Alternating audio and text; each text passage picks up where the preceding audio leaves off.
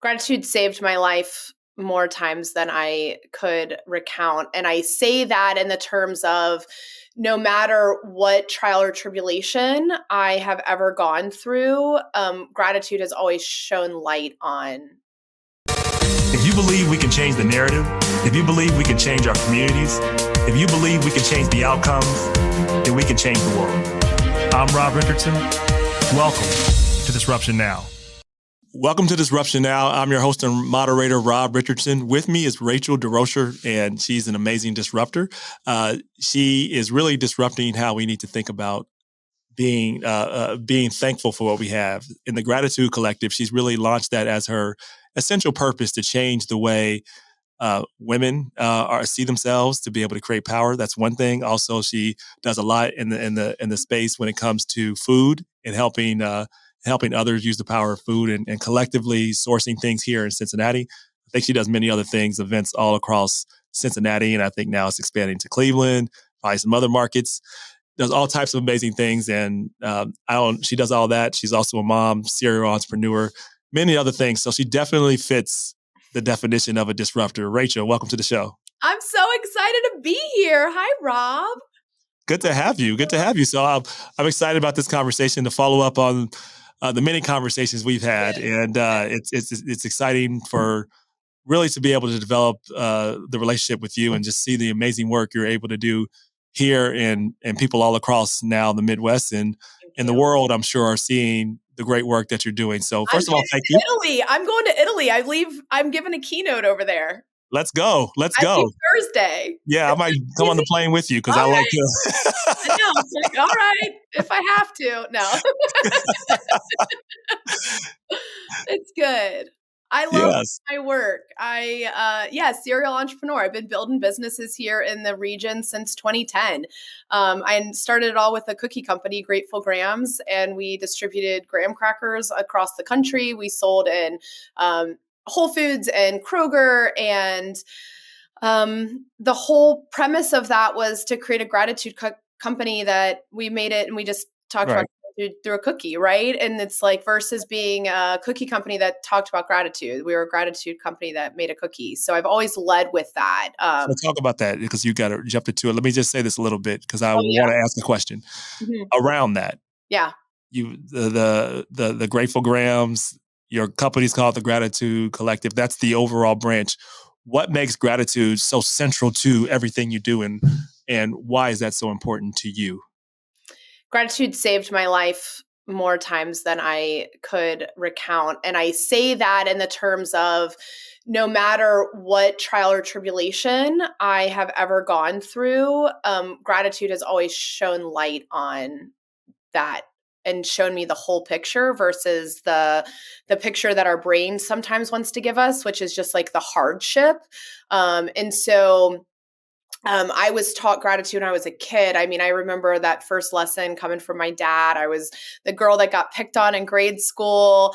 And, my dad just was like, they don't love themselves. Like, you got to love who you are and like your unique gifts. And like, I think I was like 7, and I was like, oh, okay, cool, Dad, let's do this. But that instilled this idea that there's always good in the world. And for whatever reason, my soul, my heart, my head just like soaked it up like a sponge. Like I remember getting in trouble in high school because I would pass like gratitude journals around. So it's just, I tell people like at this point in my life, like it is who I am. It is the most core part of what I believe in. I also think that what I love about gratitude is that it's free and it's accessible. It doesn't matter what you believe. Gratitude is like a uniter, right? I always talk about like what I love about working in food is that no matter what country you go, like breaking bread's always sacred, right? Absolutely. It's universal. It is. And so I feel like gratitude is that universal tool. Buddha said it's like one of the highest forms of enlightenment, right? And so we have spiritual teachers who we can look back and reflect on them constantly teaching us that. the way that our community like will reflect is like, oh, well, you know, I grew up and it was like beat down our throats of like, you should be grateful. You got to eat all those green Right. beans. Like, you know, and that's not what gratitude does. Energetically, that's not what gratitude does. Emotionally, that's not what gratitude does. The way that I teach it is So Rachel, as you talk about teaching, let me just go down this because you talk about gratitude, and I think I want to just harp on a point you said and then finish your point. yeah, Because people, I think some people have a hard time in grasping gratitude. And how you talked about it is you grasp it at your hardest times, if I heard you correctly. yes. Like, how have you done that? Then how do you go about like making this where it's become your identity? Like, because I do think it's great that you have, but I think many others have struggled to do that, and you teach it. So getting to that point, like Yeah. talking about a real moment, because like there is lots to be grateful for always. There's also, as you said, trials and tribulations. I want to really talk about Well, my question to where you you then, start Rob, off is from. like, when's the last time that you acknowledged a clean drinking water? Mm, yeah, Oh, like, didn't we just hear like does Flint, Michigan still like they're still yeah, struggling, right? And so like the thing is that people think it's something out there. In reality is it's like as simple as the fact that like I am sitting in my home right now and it has heat on. yeah, How fast we move through life, we don't even acknowledge the fact that like we have water or we have a fridge full of food or that we have heat or that I have gas in my car. Like we're always thinking that it has to be this bigger next best thing and we blow through the true pieces that like make our day-to-day offerings happen. right, Right? And so gratitude when I talk and teach it is this idea that like hardship is part of like the human experience and like there's not anything wrong with that. It's mm, what we choose to do with that experience, and gratitude just kind of says, oh, I'm sorry you're having a bad day. Like, I see you. Let me just remind you that, like, you're warm right now. Let me mm, remind you that somebody held the door open for you this morning. You know, somebody brought you a breakfast sandwich. Like, it's that understanding that it's not just this, it's both and, right? got it, Gratitude got is it, always the and. And we want to stop at this experience and not allow the and to unfold and, like, oh my god, I'm here for the and I am here for the living, I am here for that experience. And also I think now I've been through some tough stuff right, and I am happier than I even knew was humanly possible. Like mm, and it's because of that. It's because every single day I am looking around and acknowledging the fact that, you know, I have a Christmas tree up and my kids were part of that. Or like that stuff means so much. I have shoes on my feet right now. Like, right, I could cry over the fact that like I'm alive right now, here today, in this moment, having this experience. Like that is so profoundly beautiful. But that's because gratitude's constantly reminded me like I'm here and I'm alive and I get to have this experience. right, Versus like, oh sure, I'll do it, whatever, on to the next thing. But and part of exactly. that is in entrepreneurship, that's our life too. Oh, that's definitely the life. But it can also be bullshit, right? Like no one's too busy to acknowledge the good. I agree, but how do you make yourself? I guess my question is this: It's I don't disagree, but you've probably struggled with it some point in your life where you were not as happy or you Sure. were in a state. What I what I'm curious about is because I'm sure there's people that are listening that are there. Yeah. How does one move themselves to be able to see and reflect in a way where gratitude becomes your identity versus focusing on your current suffering or Yeah. circumstance? Because It that it's can be hard. well, it doesn't have to be hard. Okay. I think that the human egoic brain doesn't believe that it could be as this simple. And so the simplicity is profound in the practice of gratitude, in my opinion, Mm, because that means that in the morning before you start your day, or at the end of the day, before you go to bed, you are literally stopping or starting in that reflective space. That means that you're literally asking yourself the question, what am I grateful for? And you are listing out 3 to 5 things. I tell everybody, if you are a notes app person, cool, start a note app. If you are the girl or the guy that needs the fancy pen and the special journal, go to Joseph Beth, find your bookseller, get on Amazon, whatever you need to do, and like order the piece that you need. Or like for me, I write a lot, right? And so Right. I put it a lot in my writing. Can you give yourself 30 days of asking that question? And notice how your heart grew maybe 5%. 5% is magic, Absolutely, it is. Like, you yeah, know? And it's not, I've been doing this practice for over 30 years. yes. And you And so compound that, right? To your point, like if it's 5% times 12 is 60, times that, all of a sudden you're 600% it's stronger. that intentional moment of actually acknowledging. That's the Mm, power right there. And your list every day, like my list for a year was, I'm so grateful that I have a cup of warm tea. Like that made the list all the time because like that was what I was in. But I always took that moment to acknowledge that simple thing, right? When's the last time you even acknowledged like the breath? yeah.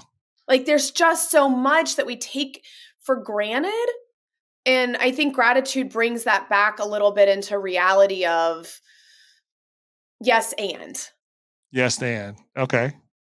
So what's been the like, if you can think of a time in your life personally, right? That's to the extent you're comfortable. What's the time you failed or had a challenge, and how did that make you better, stronger, and more intentional about who Rachel is?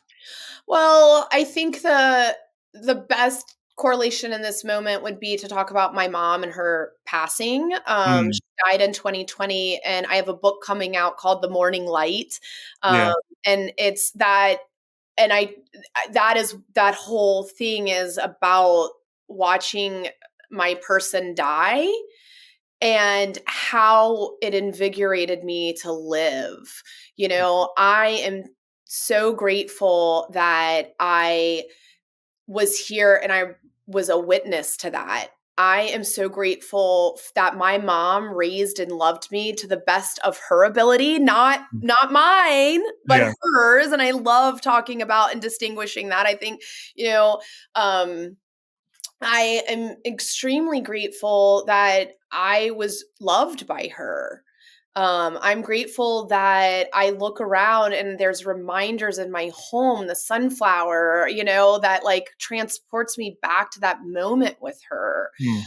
That was a horrible way. I mean, she had early onset Alzheimer's. Oh, Lord. It was Okay. a four Imagine. plus year, journey of dying and grieving. Oh, And man. um, Rob, it was one of the most beautiful experiences because grief and dying is part of life. And it expanded in to show me too how closely grief and gratitude walk together, Mm, and how it's easy to live in that space of grief and that space of suffering and like that poor me, like, and I don't want to live in that space of poor me. I want to like shadow that in light, right? Like I want to love on that. And I want to say it's okay. You're not alone.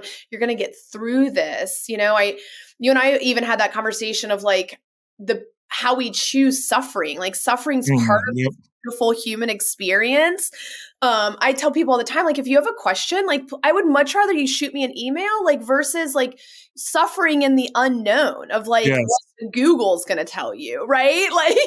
Like that is what community is about. Absolutely. It's being here and it's being able and willing to offer back.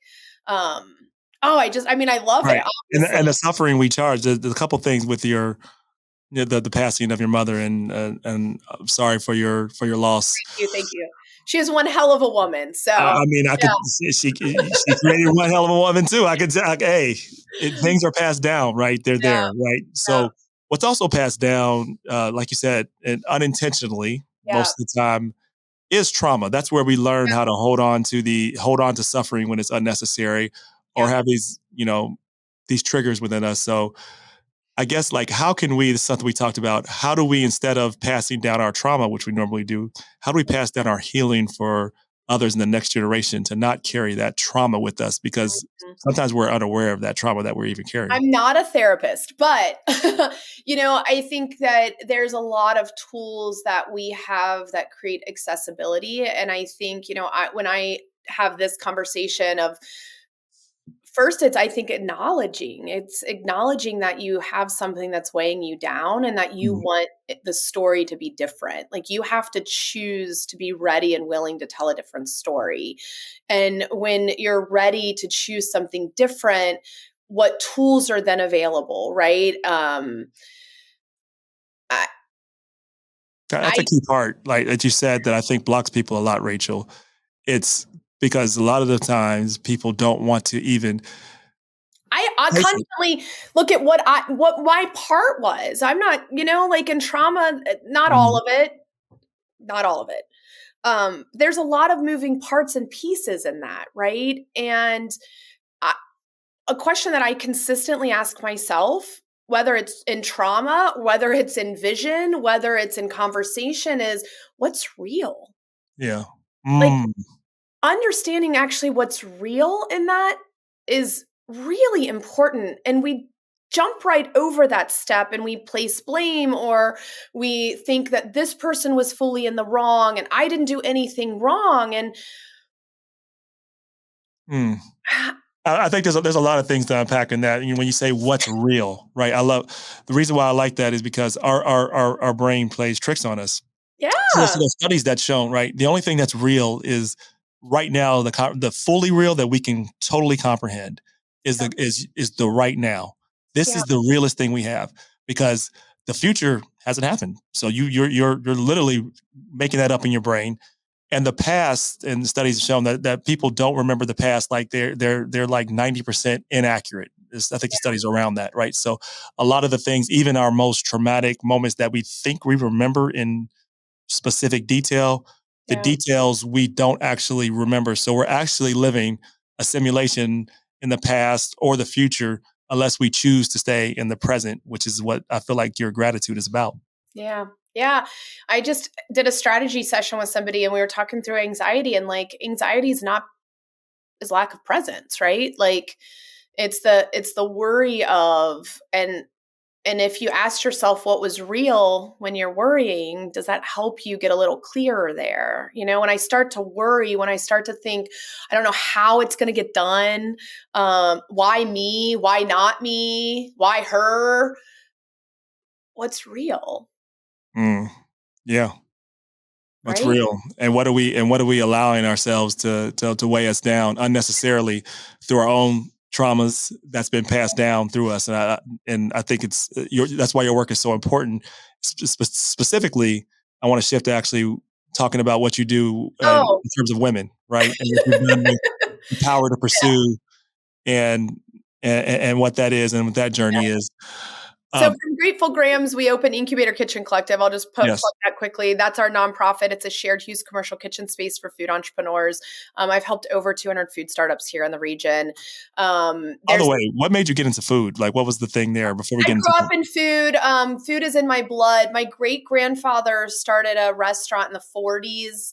It's where my parents fell in love. I have very, very slight memories of sitting in there. I grew up in a house of foodies. My mom always. There was always I always go back to like this seven fish and like a loaf of bread, and like Yeah. what is that? I can't, like the biblical story of like abundance, like that. My Yes. mom, that was the way she lived.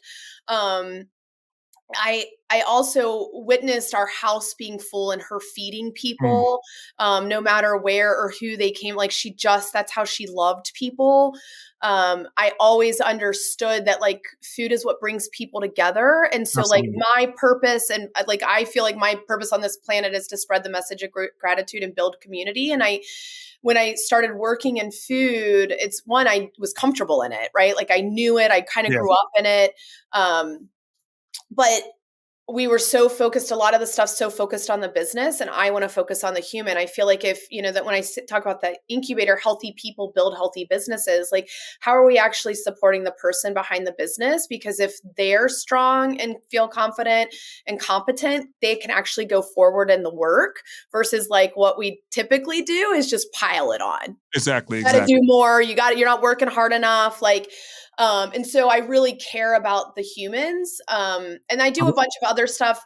Power to Pursue is like, Well, before you get to Power Pursuit, very quickly, Rachel, yeah, the food part, I want to let you know we have a lot of commonality there. So yes. my grandfather was a chef, actually, Oh, and he cooked for people during the Great Depression. oh, wow. And then my mom was inspired by that. She started a restaurant called A Taste of Sherry's. I love it. Yeah, it was a Caribbean style restaurant, and so we got to have you over for dinner. Like there's cooks back in my family, and Let's do it. on my dad's side, they're really good at barbecue because Yeah. so my great grandfather really kind of mastered how to make ribs. So if you didn't know, you may or may not know this, but like ribs were something that were given to slaves and they weren't very good, right? But like black folks often do, we take what's given to us and make it a delicacy. And now that's how people get ribs. That's literally something that black Mm, culture created that people yeah. probably don't know. But Yeah. anyway, that's my great. So anyway, that's a long way of saying like we have cooks on our side Yeah.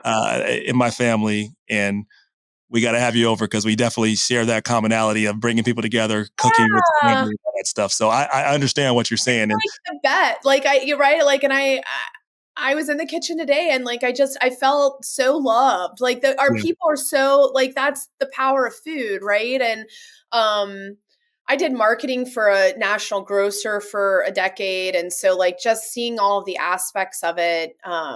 There's this Rachel bucket where I do some speaking and consulting and strategy work and then Power to Pursue and Rob, Power to Pursue, there's so many facets to the story now that we're going into our fourth year of a yeah, conference. But I was so part of me was just so tired of going into these rooms that were being built for women and walking out feeling like I wasn't good enough. yeah, This idea that I had to work harder, or I had to buy this course, or I had to take this pill, or I'm too loud, or I'm too fat, or what? I mean, I've heard it all. yeah, I've heard every reason why I don't belong, right. and I didn't believe that. And so I was like, well, I'm not the only one. And so what if we created a space that women could come to where all of them could show up and not just the part that was invited? Ooh. Mm, there Right? you go. That's real. All of them could show up, but not just the part that's invited. Ooh, yeah, that's good. Like, so that's what it is. I say that Power to Pursue is a women's empowerment movement, and its job is to create a safe space for women to be seen, heard, and loved in. Yeah, Because again, it goes back to that foundation. What if we had strong foundations so that we could actually do the thing? And the thing is, entrepreneurial, corporate, being a janitor, being the lunch lady, being just a stay-at-home mom, being a student, I want all of those hats and titles to come off because I just want you to know that you belong and that you are absolutely. worthy and that you are loved and that I'm going to do everything in my power to make sure that you feel that way if you're coming into something I'm building. What do you feel men can do to help further the cause of women's empowerment? What's the role of men from your perspective? You know, men have Uh, been be I disruptive. love men. Yeah, and I will take no Um, offense. Let's bring it on. No, no. Here's the truth. From my experience, I've had more men help me succeed than I've had a lot of women because the shift is that for women, we've been told That's that your competition, probably. right, that there's one seat at the table. And she wants your seat. And so who's going to get the seat? My take on that is, ladies, if you never leave home without your chair, you don't have to worry about that. Right. So Oh, drop the mic. boom. like if we don't leave home without our chairs, we always have a seat. And yes, we can build a longer table and we can make a round table or an oval table, but reality is we've got to sit at that table. Absolutely. And so being a door opener, is really important, no matter if you're male or female. If you know somebody that can help the person that you just talked to, you have an opportunity. You can choose in that moment to take a minute and send an email to connect them, Yeah. right? Um, I and agree with that point before you get to that, because I think this is because you cover something really important.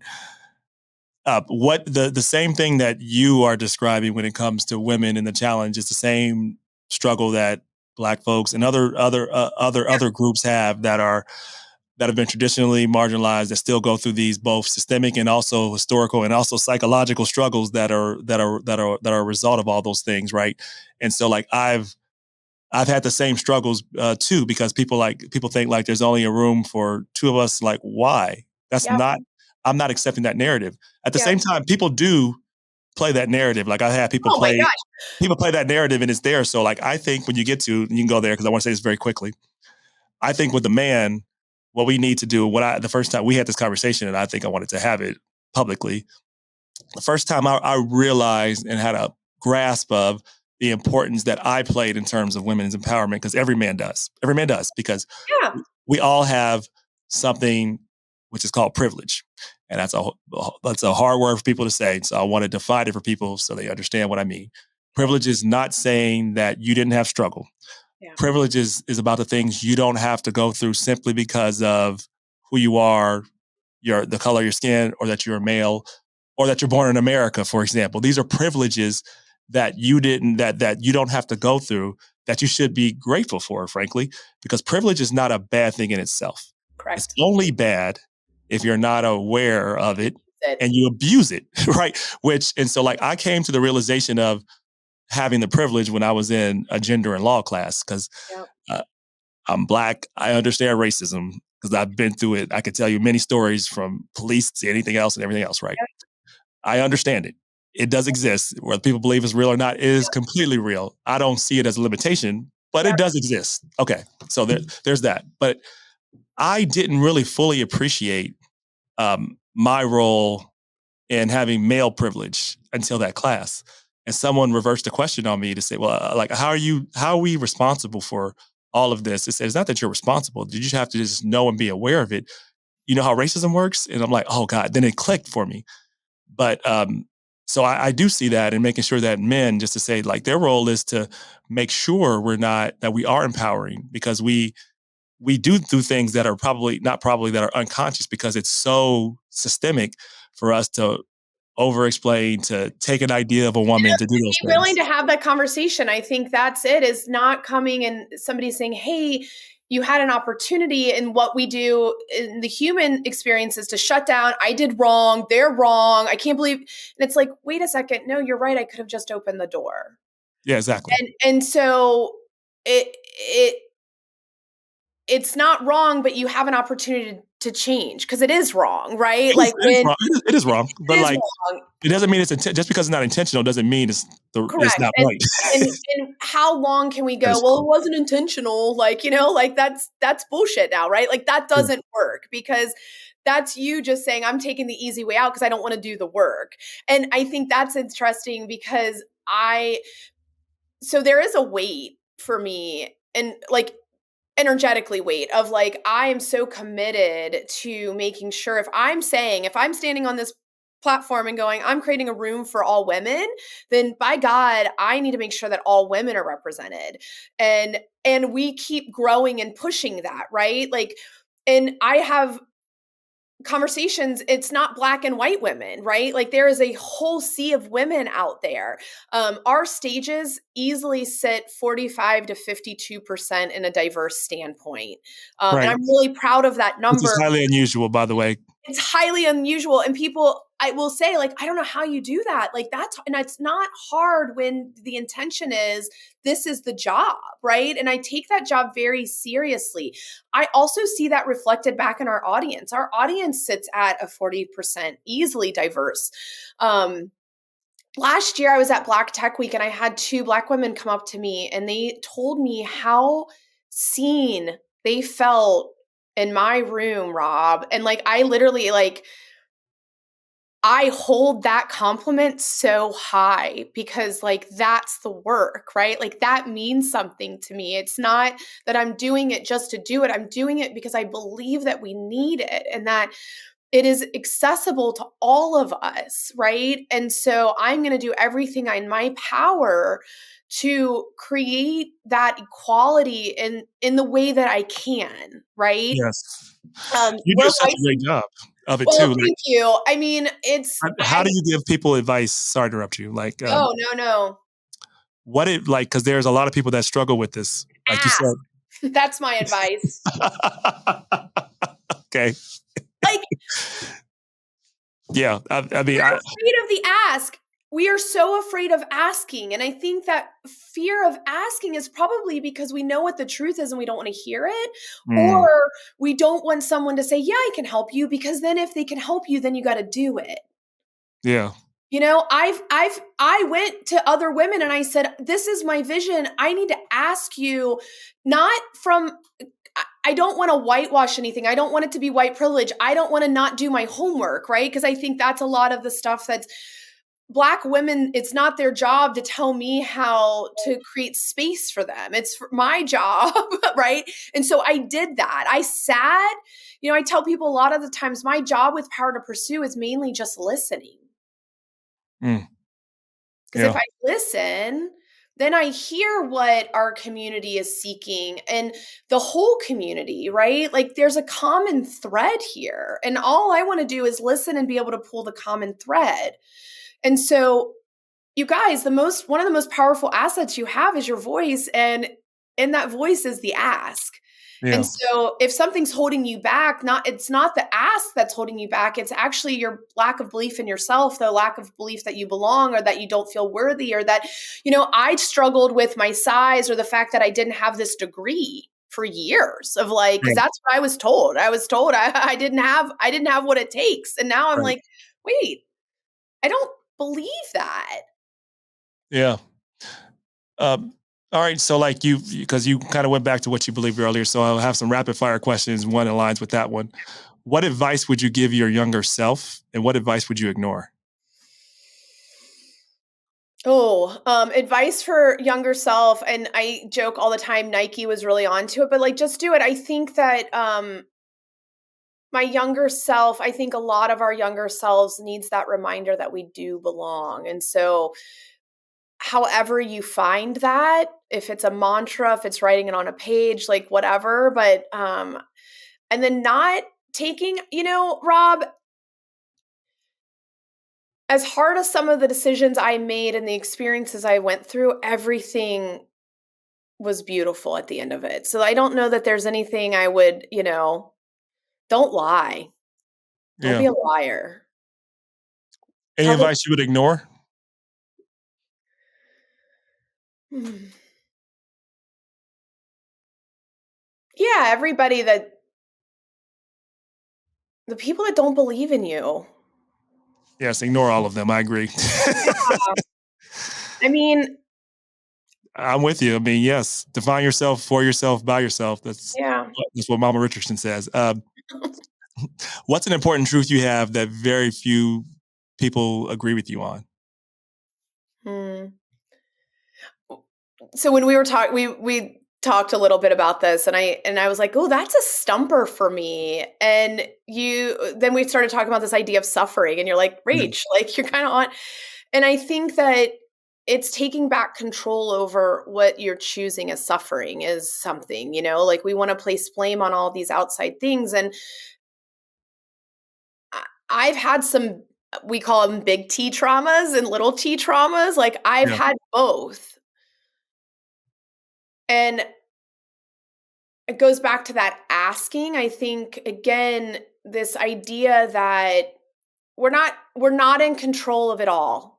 I don't believe that. That's not what I'm saying. What I'm saying is that I think we have a lot more participation in our suffering than we allow to believe. Mm, that's a profound statement. That's definitely a good one. And I want people to suffer less. Everything I've ever built has talked about the idea and the ability to choose to suffer less. And so for me, that's my practice of gratitude. That's no matter what I've gone through, it's saying, I'm going to put light on this. I'm going to shine the light. Like I can't have it this dark. Yeah, no, that's good. You have a committee of 3, living or dead, to advise you on business, Oh, life, I hate these strategy. questions because I'm the worst. Who are these people? Yeah. And I'm sure you love everybody, but you got to choose 3. That's why you hate it, because it's people you don't want to leave out. Yeah, and like I'm so bad with like who cool people are because I like live in such this bubble of It doesn't have to be people you know personally. It could be anybody. Okay. And I had these in prep and I was like, he's not gonna ask me that one, so I didn't even think about this one. I joke all the time that I'm like goal of being a Oprah, right? So like I think I'd have to invite Oprah to like have, That's a good one. um a moment with oh my God, look, I'm Living already or dead. turning red. I'm like, I'm not gonna remember anyone's name. Do you have another one? I'll come back to that. All right. We'll skip that one. All right. So we'll just put that in the notes there. All right. Let's see. What's a personal motto or life slogan that shaped you? Oh, I mean, yeah, what am That's I good. grateful for, right? Like, Yep. anything's possible. Yeah. And what's real? Like those 3 are 3 that I sit with every single day. Yeah. Every single day, those questions come into my orbit somehow. Yeah. Well, yeah, we have a lot to be grateful for. I know we as a region have a lot to be grateful for, that you're here, and looking forward to seeing all that you build with the Gratitude Collective and all the differences that you make in so many people's lives. And, thank you for your support of MidwestCon. I look forward to your Yeah. conference this year. Yeah, it's been great. I had so much fun moderating that panel. Yeah, well, we're going to do Empower Her again. We're going to have you on there again. So, Great. Rachel Desrochers, it's been a pleasure as always. Always great talking to you. And we're going to have you over for dinner too. Deal. I'm holding you to it. Thanks so much, Rob, for having me. Thanks so much.